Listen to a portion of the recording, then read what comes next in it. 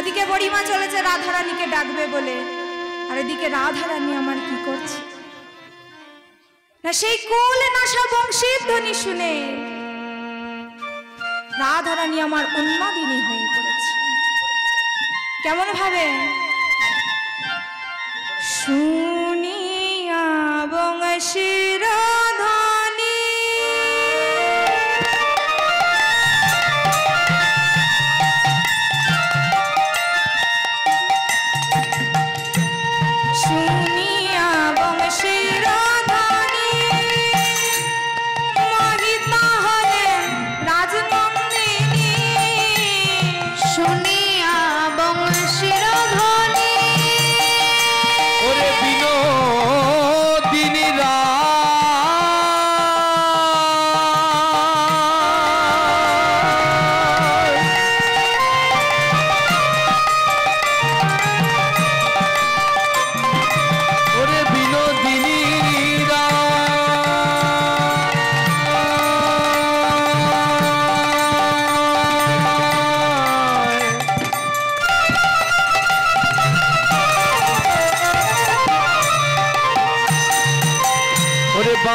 শুনে পাগলিনী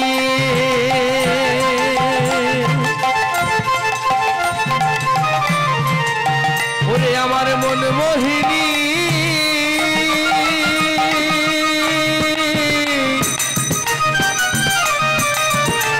বিনোদিনী রায়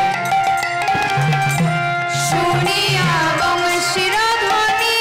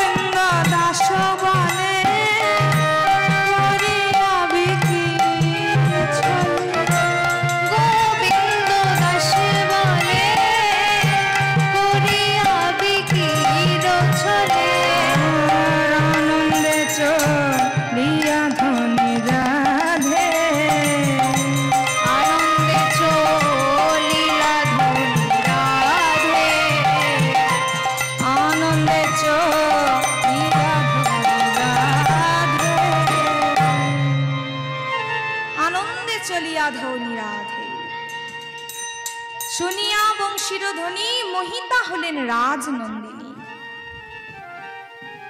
প্রেমময়ী রাধারানী আমার গোবিন্দের মুরলীর ধ্বনি শুনতে পেয়ে দুটি নয়ন ধারায় বক্ষ ভাসিয়ে কাঁদছেন আর সখীর কাছে বলছেন, ওরে ললিতা রে, না জানি কোন কর্ম ফলে আমি এই মানব কুলে জন্মগ্রহণ করে নারী দেহ পেয়ে গোবিন্দর চরণে সমস্ত কিছু অর্পণ করে দিয়ে আমায় এমন ভাবে কৃষ্ণ বাদিনীর ঘরে বাস করতে হচ্ছে। অথচ দেখ ললিতা রে, ওই শ্যামলী পিয়ালি মঙ্গলী যারা পশুকুলে জন্মগ্রহণ করেছে তারা কেমন ভাবে দিবানিশি আমার গোবিন্দ সঙ্গ করছে। না জানি কোন কর্মদোষের ফলে আজ আমার এই দশা হয়েছে। অভিমন্যু নামে এক ঋষি, অভিমন্যু নামে এক ঋষি নারায়ণের তপস্যা শুরু করলেন। নারায়ণ ঋষি অভিমন্যুর সাধনায় সন্তুষ্ট হয়ে তাকে দেখা দিয়ে জিজ্ঞাসা করলেন, বলো অভিমন্যু, তুমি কি চাও? ঋষি অভিমন্যু করজোরে বলে, ভগবান, দিতেই যদি হয় তোমার স্বর্গলক্ষ্মীকে আমার ঘরণী করে পাইয়ে দাও।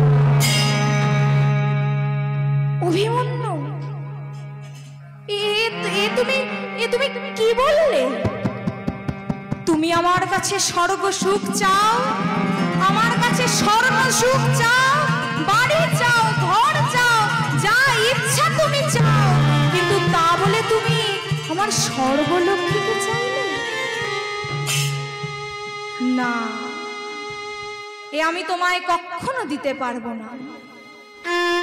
যার শক্তিতে আমি শক্তিমান, যাকে ছাড়া আমি কোনো লীলা করি না, তাকে আমি তোমার হাতে তুলে দিতে পারবো না। ঋষি অভিমন্যু বলে, বেশ, আমি এর থেকে আর অন্যথা কিছু চাই না, আমায় কিচ্ছু দিতে হবে না। ঋষি অভিমন্যু ফিরে গেলেন, গোবিন্দও ফিরে গেলেন নিজ নিজ আসনে।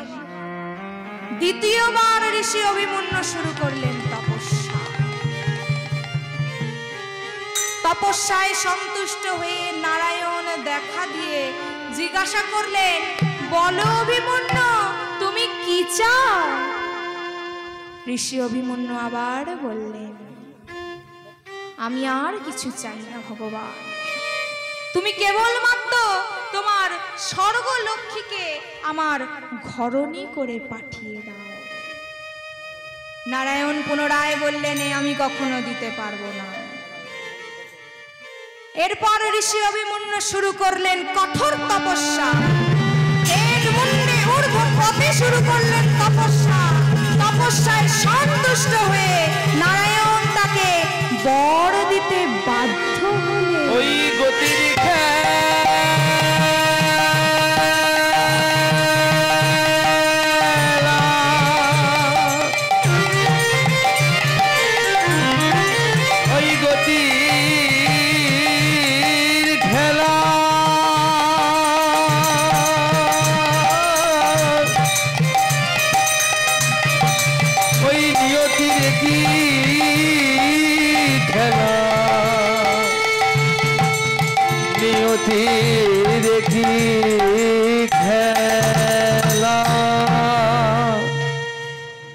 নারায়ণ বললেন, আমি হলাম ভক্তাধীন ভগবান, ভক্তের অধীন আমি।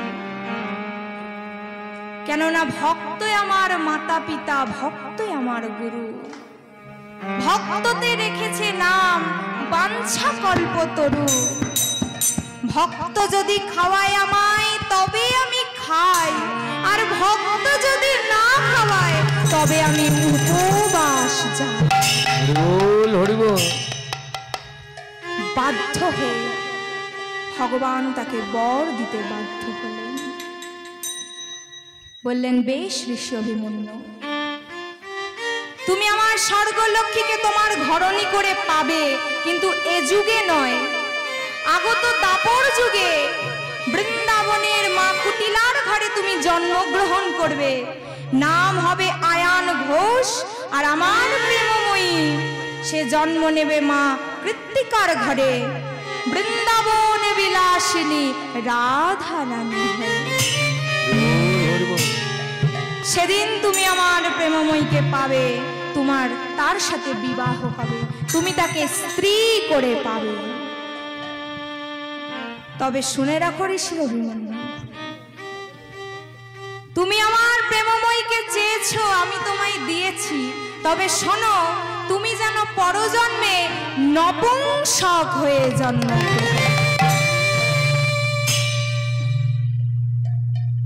তুমিও যেমন বুনো আর আমিও তেমন বাঘাতে। তুমি আমার প্রেমময়ীকে চেয়েছো, আমি তোমায় দিয়েছি, কিন্তু আমি বলে রাখলাম তুমি পরজন্মে যেন নপুংসক হয়ে জন্মগ্রহণ করো। ঋষি অভিমন্যু তখন বললেন, আমার কোনো পুরুষত্ব চাই না, আমি কেবল লক্ষ্মীকে আমার গৃহে ঘরণী করে পেতে চাই। গোবিন্দ বললেন, বেশ তাই হবে। সেই কারণে রাধা রানী এই দাপর যুগে বৃন্দাবনে হয়েছেন আয়ান ঘরণী। সেই কারণে তিনি হয়েছেন আয়ান ঘরণী। দুঃখের কথা সখীদের কাছে বলছেন রাধারানী। এমন সময় এসে উপস্থিত হয়েছেন বুড়িমা। বলে, ও রাধে, তোকে আর কাঁদতে হবে না, তোকে আর চোখের জল ফেলতে হবে না। তাড়াতাড়ি তুই তোর পসরা সাজিয়ে নে। এক্ষুনি তোর শাশুড়ি মায়ের কাছে অনুমতি নিয়ে এসেছি, তুই আমাদের সকলের সাথে যাবি ওই মথুরার হাটে দধি দুগ্ধ বিকিনি করার উদ্দেশ্যে। রাধারানী তখন আমার কত ভক্তি দিয়ে, কত প্রেম দিয়ে, কত ভালোবাসা দিয়ে গোবিন্দের তরে পসরা সাজাচ্ছে। পসরা সাজাচ্ছে, পসরা সাজিয়ে পসরার কাছে নিবেদন জানিয়ে উড়নি দিয়ে ঢেকে চলেছেন। কোথায় যাচ্ছেন? তো মথুরার হাটে বটে, তবে আসল উদ্দেশ্য কি?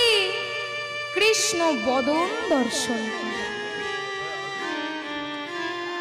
আর তার গমন ভঙ্গি কেমন কেমন ভাবে যাচ্ছে দেখুন না, ধরেন ধনী ঠমকি ঠমকি চলনা, ধনী ঠমকি ঠমকি চলনা, ধনী ঠমকি ঠমকি চলনা, ধনী ঠমকি ঠমকি ওই চলো রে চলো রে চলো রে,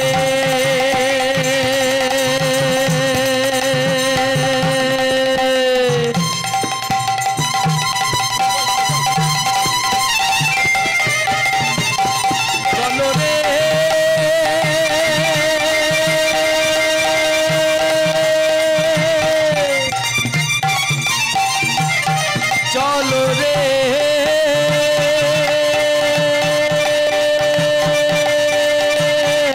চলো রে চলো রে চলো রে চলো রে,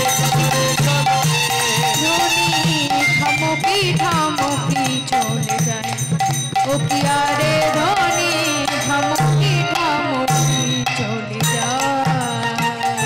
রাধারানী চলেছেন মাথায় উড়ানি দিয়ে, আর সেই মাথার উড়ানি ভূমেতে ঠেকছে, ভূমেতে ঠেকছে সেই মাথার উড়ানি। আর সেই দৃশ্য দর্শন করে পদকর্তায় আমার বলছেন, কি বলছেন? উড়ানি পড়েছে ভুঁয়ে, ঘাম চুয়াইছে মুখে, উড়ানি পড়েছে মুখে, ঘাম চুয়াইছে মুখে, ওই উড়ানি পড়েছে ভুঁয়ে, ঘাম চুয়াইছে মুখে, উড়ানি পড়েছে ভূমে, ঘাম চুয়াইছে মুখে, চাঁদ মুখ করে ঝল চাঁদ মুখ করে ঝল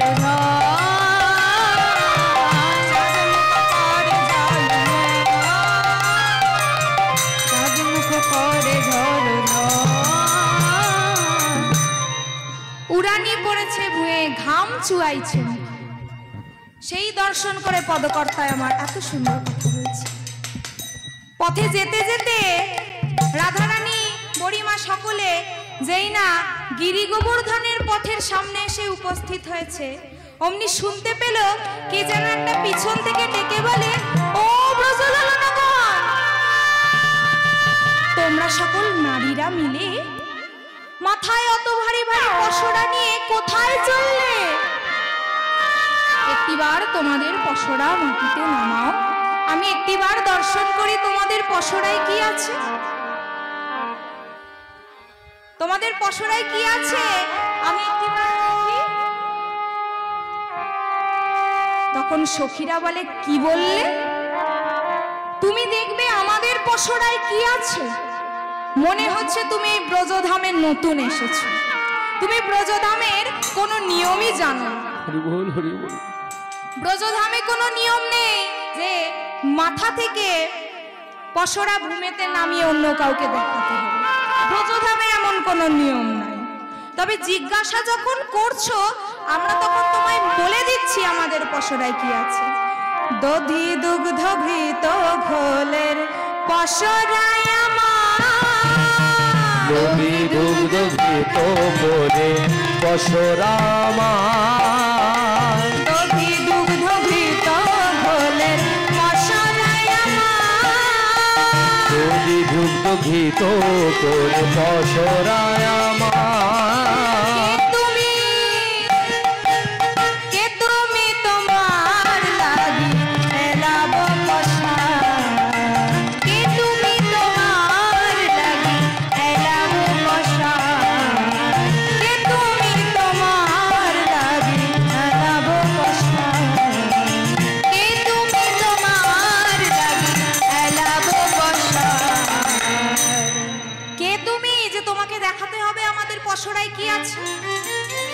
বলো তুমি কে? এই কথা শুনে গোবিন্দ আমার বলছে আমি কে জানো? আমি কে জানো? তবে শোনোই আমি কে। ঘাটের ঘাটিয়াল আমি, পথে মহাদানী। ঘাটের ঘাটিয়াল আমি, ঘাটের ঘাটিয়াল আমি, পথে মহাদানী। ঘাটের ঘাটিয়াল আমি, পথে রামে রানী। আজি দান দিতে হবে শোনো বিনোদিনী। আজি দান দিতে হবে শোনো বিনোদিনী। আজি দান দিতে হবে শোনো বিনোদিনী। আজি দান দিতে হবে শোনো বিনোদিনী। বলি দান দিয়ে যাও হে ধনী। কান দিয়ে যাও হে ধনী। দান দিয়ে যাও হে ধনী। কান দিয়ে যাও হে ধনী। এই পথে আমি দানি, দান দিয়ে যাও হে ধনী। এই পথে আর লাগি যাও পথে কারে ধনী। এই পথে আমি দানি, তোমরা ধনী আমি দানি। এই পথে আমি দানি, তোমরা ধনী আমি জানি। এই পথে আমি দানি। তোমরা ধনী আমি জানি। দান দিয়ে যাও হে তুমি।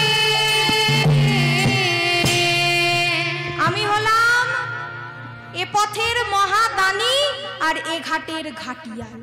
সখীরা বলে কি বললে কি বললে? তুমি এ ঘাটের ঘাটিয়াল আবার পথের মহাদানী, তা একসাথে দুটো চাকরি তোমায় কে দিল? কে দিল তোমায় দুটো চাকরি? বুঝতেই পারছেন বাজারে যা চাকরির অবস্থা। একটা চাকরি জোগাড় করতে মাথার ঘাম পায়ে পড়ে, আর এদিকে উনি বলে কিনা দুটো চাকরি একসাথে পেয়েছেন। তোমায় কে দিল দুটো চাকরি? আমাদের বলো দানি। দানি হে ও দানি হে, দানি হে ও দানি হে, দানি হে ও দানি হে, দানি হে ও দানি হে। ও দানি হে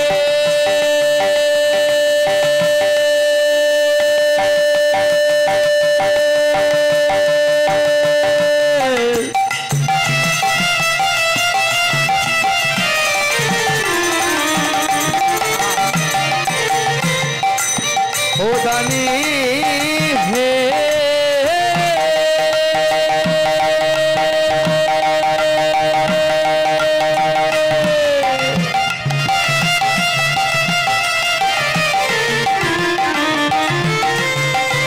ও দানি হে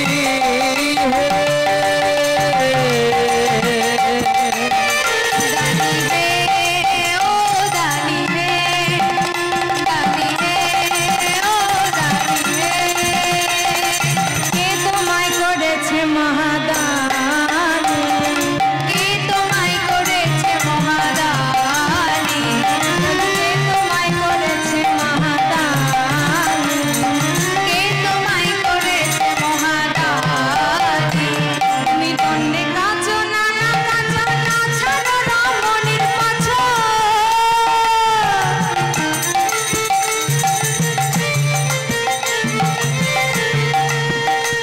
তুমি দণ্ডে কাছো নানা কাছো না ছাড়ো রমণীর পাছো। তুমি দণ্ডে কাছো নানি কাছো না ছাড়াই রমণী দেখো। তোমায় বোঝাইলে না বোঝো, বোঝাইলে না বোঝো নিজ বাণী। দানি হে ও দানি হে, দানি হে ও দানি হে, দানি হে তোমায় করেছে মহাদানী। কে তোমায় করেছে মহাদানী? কে তোমায় করেছে মহাদানী?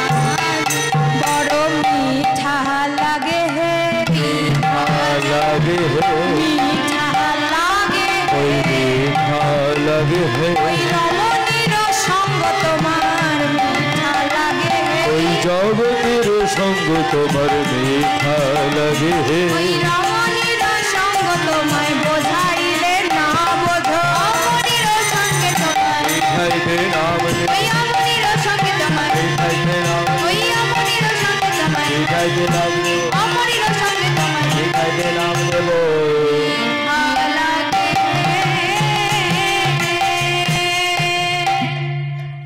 কেন?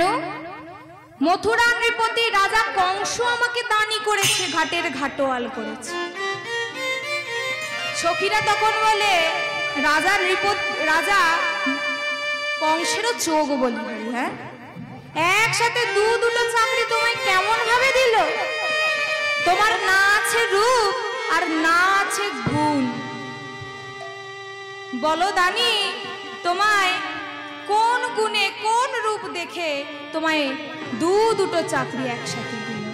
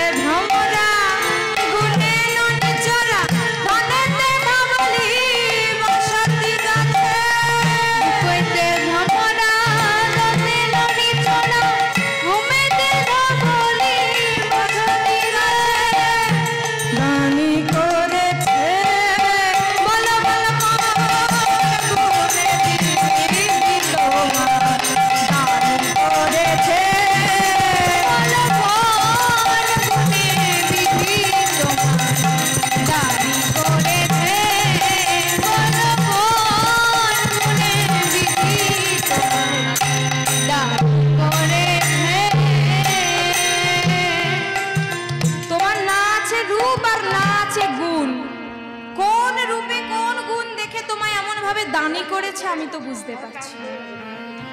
এমন কথা শুনে গোবিন্দ আমার বলে, রাধে তুমি আমায় এমন করেই বলছো? না রাই, তুমি আমায় এমন ভাবে বলো না। তুমি বললে যে আমার বড় কষ্ট হয়, আর যে যা বলো তুমি আমায় এমন ভাবে বলো না।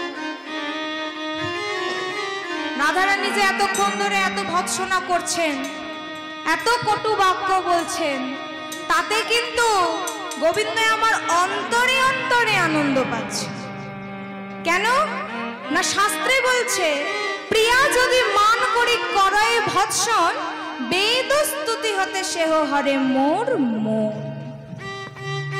একজন ব্যক্তি সারাদিন ধরে বেদ পাঠ করলে যতটা না আনন্দ হয়, তার থেকে অধিক আনন্দ হয় যদি ভালোবেসে রাধারানী আমায় ভৎসনা করে। তাই তো গোবিন্দ আনন্দ পাচ্ছে। কিন্তু লীলা প্রকাশ করবার জন্য, ভক্তদের লীলা আস্বাদন করবানোর জন্য তিনি দেখাচ্ছেন তিনি কষ্ট পেয়েছেন। তাই দুঃখে তিনি রাধারানীর কাছে বলছেন,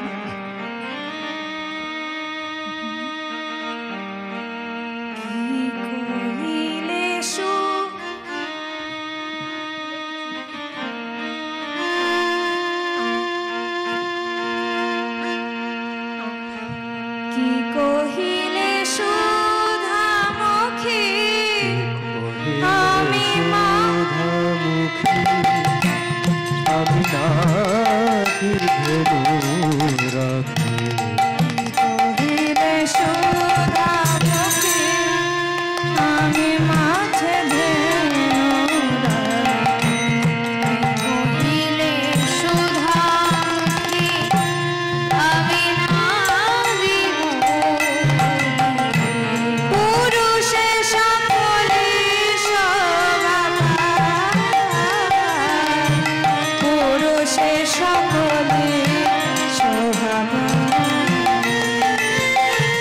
পুরুষে সকলে শোভা পুরুষে সকলে শোভা রাজা রণন্দিনী হয়ে তরিল পাশরালো রাজা রণন্দিনী হয়ে তরিতে পাশরালো রাজা রণন্দিনী হয়ে তরিল পাশরালো রাজা রণন্দিনী হয়ে পুরীতে বসরালো হাটে মাঠে কেঁদে বেড়ায় হাটে মাঠে কেঁদে বেড়ায় হাটে মাঠে কেঁদে বেড়ায়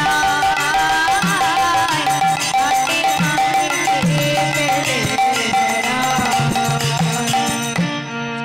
এমন মিষ্ট মিষ্ট বাক্য বলে গোবিন্দ আমার রাধারানীর সাথে আত্মীয়তা স্থাপন করতে চাইলেন।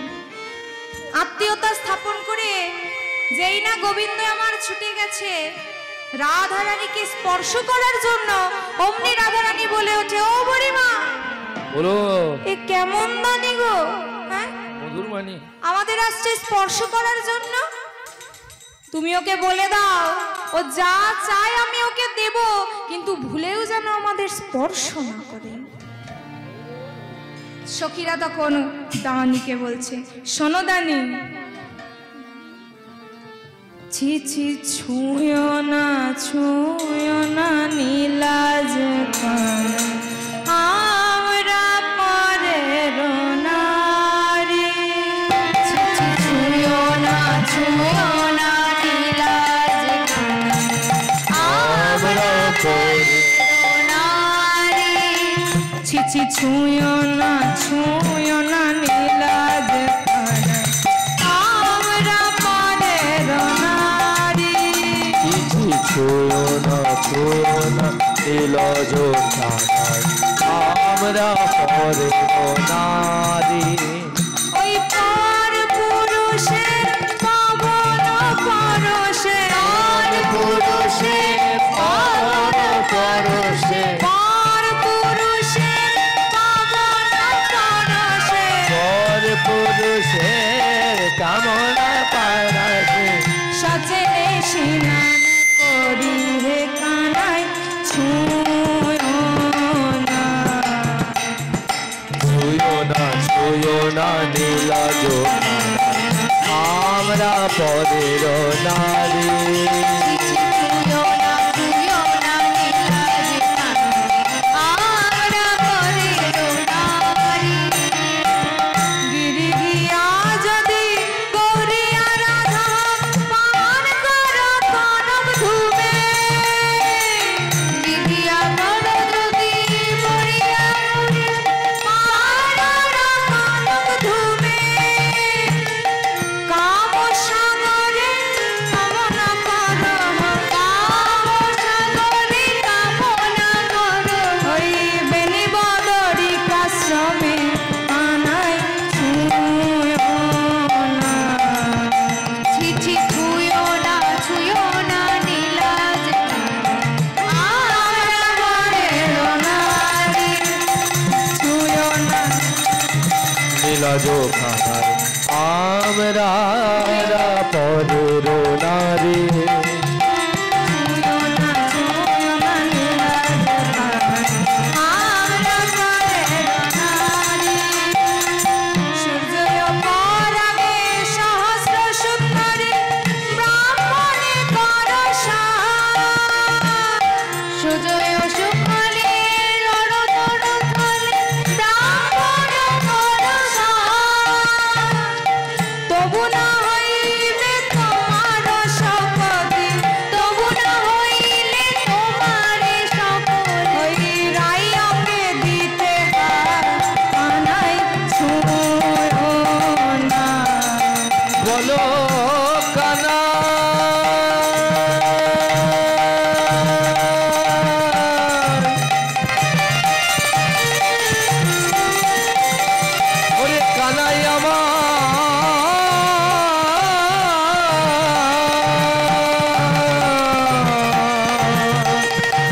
বলো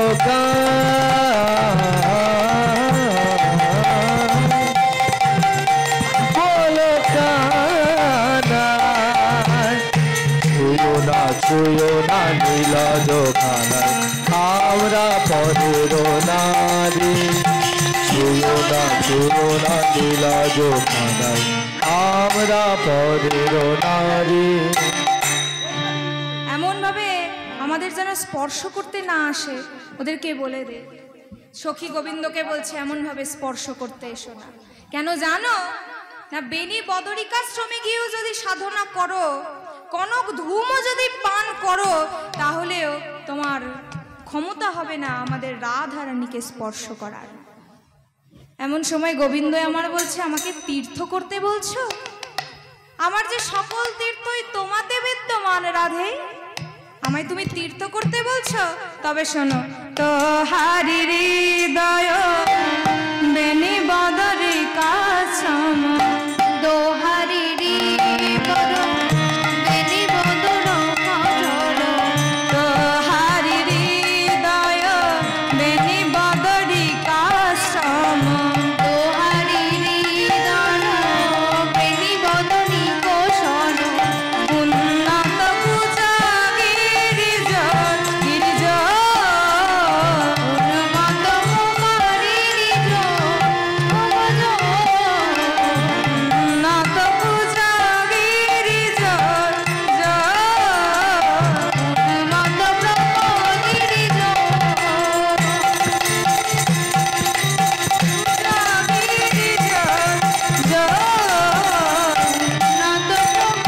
গিরিজ আমি কোথায় বা যাব হে, কোথায় বা যাবো হে, কোথায় বা যাব হে, কোথায় বা যাবো হে, আমার হৃদয় বদরিকা ছাড়ি কোথায় বা যাব হে, ওই হৃদয় কমল ছাড়ি কোথায় বা যাবো হে, আমার হৃদয় বদরিকা ছাড়ি। শুনো শুনো সুন্দরী, হৃদয় বদরিকা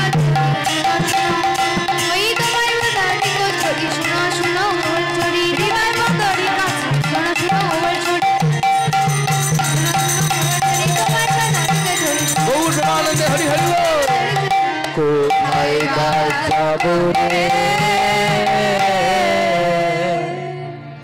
আমার সকল তীর্থ তো তোমাতে বিদ্যমান, তাই এক কাজ করো রাধে, তুমি আমার সামনে এসে দাঁড়াও, আমি ঘুরে আসি, আমি ঘুরে আসি, ঘুরে আসি, ঘুরে আসি, তোমায় নেচে নেচে আমি ঘুরে আসি, নেচে নেচে আমি ঘুরে আসি, তোমায় নেচে নেচে আমি ঘুরে আসি, নেচে নেচে আমি ঘুরে আসি। আমার সর্বতীর্থ করা হবে, নেচে নেচে আমি ঘুরে আসি, সর্বতীর্থ ভুলে ভুলে নেচে নেচে আমি ঘুরে আসি, আমার সর্বতীর্থ করা হবে, নেচে নেচে আমি ঘুরে আসি। এতক্ষণ ধরে যে এত কথা কাটাকাটি হচ্ছে, এত ঝগড়াঝাটি হচ্ছে, রাধারানী বলে, সখী রে, তোরা আর এমন ভাবে আমার শ্যামের সাথে এত ঝগড়াঝাটি আর করিস না। এত ঝগড়া করছিস কেন রে? হ্যাঁ, আর করিস না, দানি কি চায় সেটাই একবার জেনে নে না।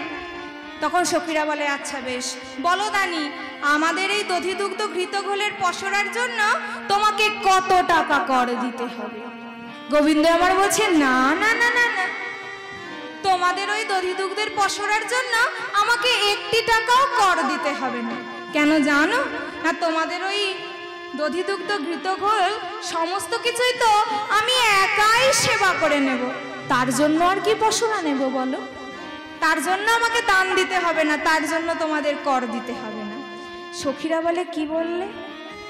সমস্ত দধিদুগ্ধ ঘৃতঘোল তুমি একাই সেবা করে নেবে, তাহলে কিসের জন্য কর নেবে দানি? তখন দানি বলছে আমি কিসের জন্য কর নেব জানো? জানো। কিসের জন্য কর নেব জানো? তোমার শিখার সিন্দুর আর নয়নের কাজল, শিখার সিন্দুর আর নয়নের কাজল, নয়নের কাজল, ওই শিখার সিন্দুর আর নয়নের কাজল, ওই শিখার সিন্দুর আর নয়নের কাজল, 2 লক্ষ দান তার মাগে দানেশ্বর, 2 লক্ষ দান তার মাগে দানেশ্বর, 2 লক্ষ দান তার মাগে দানেশ্বর, 2 লক্ষ দান তার মাগে দানেশ্বর। কি বললে কি বললে? সিথার সিঁদুরের আর এই নয়নে কাজল পড়েছি, এজন্য 2 লাখ টাকা কর দিতে হবে? শোনো শোনো দানি, আমরা তোমায় ওই 2 লাখ টাকা দেব না, কিন্তু কারা তোমায় 2 লাখ টাকা দেবে তার সন্ধান আমরা তোমায় দিতে পারি। কারা দেবে জানো?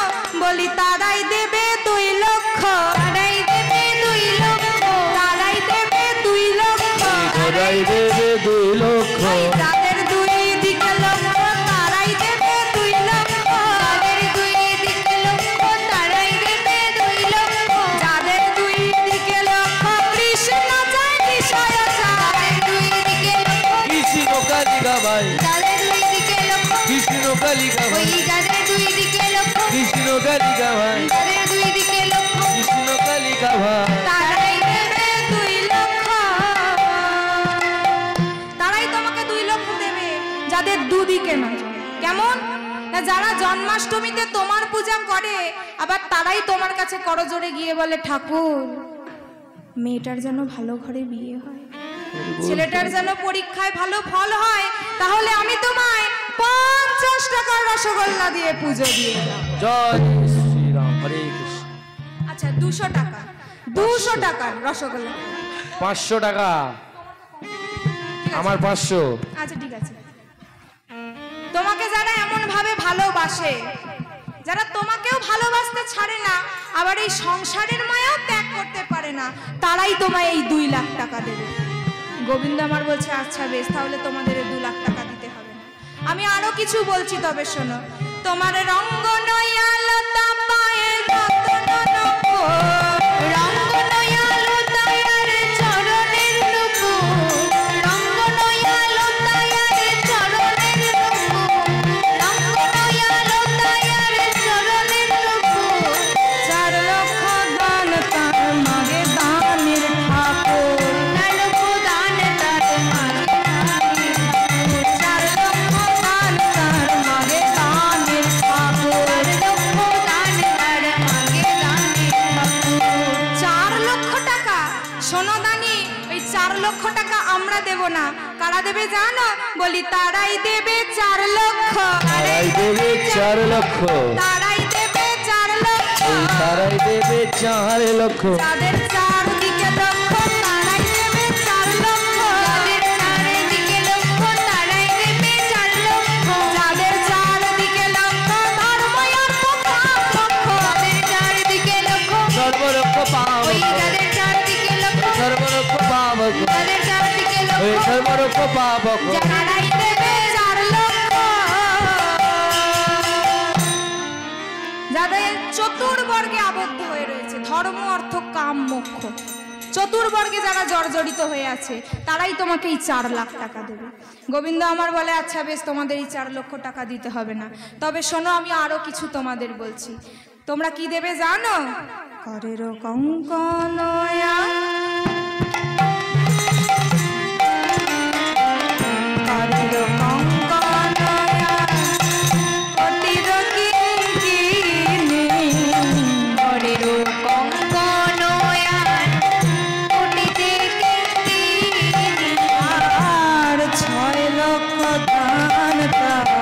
মাগে মহাদানে, 6 লক্ষ দান মাগে মহাদানে।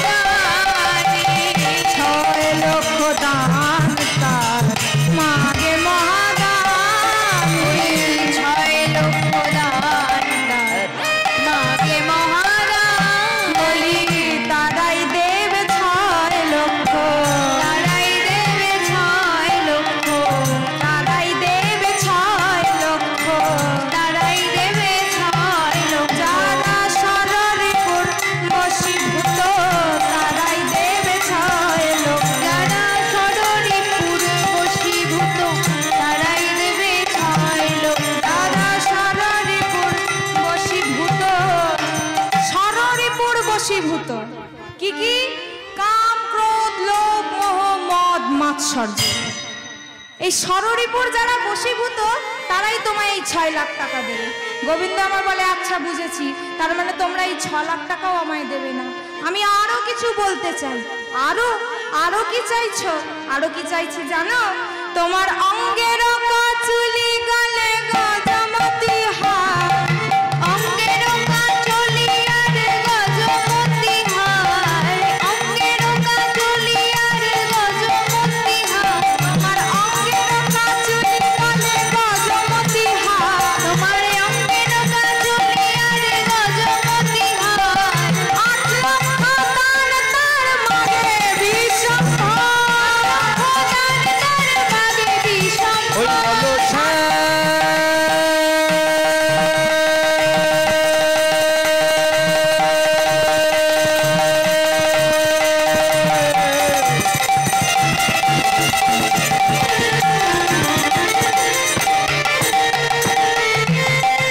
ও বলো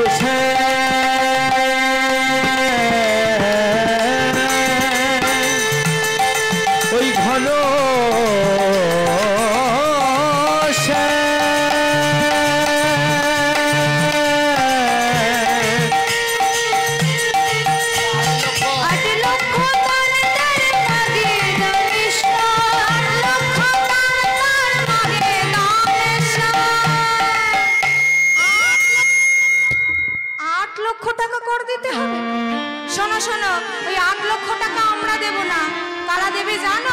যারা অষ্টপাশে জড়জড়িত হয়ে আছে।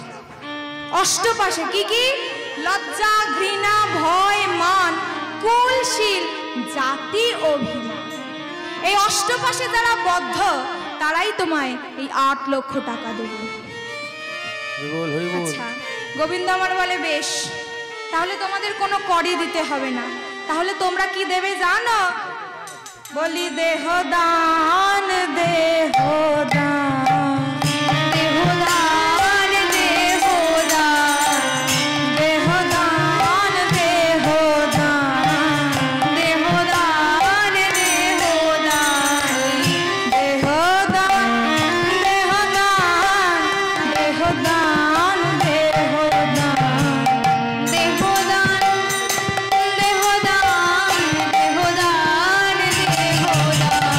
দেহ দান, দেহদান, দেহদান, দেহদান। তোমাদের কোনো কর দিতে হবে না। যদি একটিবার 2টি বাহু তুলে হা গোবিন্দ তোমার হলাম বলে আমার চরণে শরণ নিতে পারো, তাহলে আর তোমাদের কিচ্ছু দিতে হবে না। শুধু একটু প্রেম দিয়ে, ভক্তি দিয়ে, ভালোবাসা দিয়ে যদি নিজেকে অর্পণ করে দিতে পারো তাহলে আমার আর কিচ্ছু চাই না। তখন সখীরা বলছে দেহদান করতে হবে। শোনো দানি, আমরা সেই দিনে দিয়েছি, সেই দিনে দিয়েছি, সেই দিনে দিয়েছি, আমি সেই দিনে দিয়েছি, যেদিন তোমার নাম শুনেছি সেই দিনে দিয়েছি, যেদিন তোমার নাম শুনেছি সেদিন আমি দিয়েছি, যেদিন তোমার নাম শুনেছি সেই দিনে দিয়েছি, যেদিন তোমার নাম শুনেছি সেদিন আমি দিয়েছি। আমরা সেদিনই দান করে দিয়েছি। এমন সময় রাধারানী আমার সখীদের বলে, সখীরে তোরা আর এমন ভাবে গোবিন্দর সাথে কথা কাটাকাটি ঝগড়া করিস না। যার জন্য এত লাঞ্ছনা, এত বঞ্চনা উপেক্ষা করে এই বনে ছুটে আসা, তাকে একটিবার ভালো করে দর্শন করতে। এই বলে রাধারানী আমার মাথায় করে বয়ে আনা দধি দুগ্ধবৃত ঘোল গোবিন্দকে সেবা করিয়ে দিচ্ছে। সেবা করে আচমন করিয়ে রাধা গোবিন্দকে যুগলে দাঁড় করিয়ে সখীরা সকলে মিলে আনন্দিত মনে হরিনাম সংকীর্তন।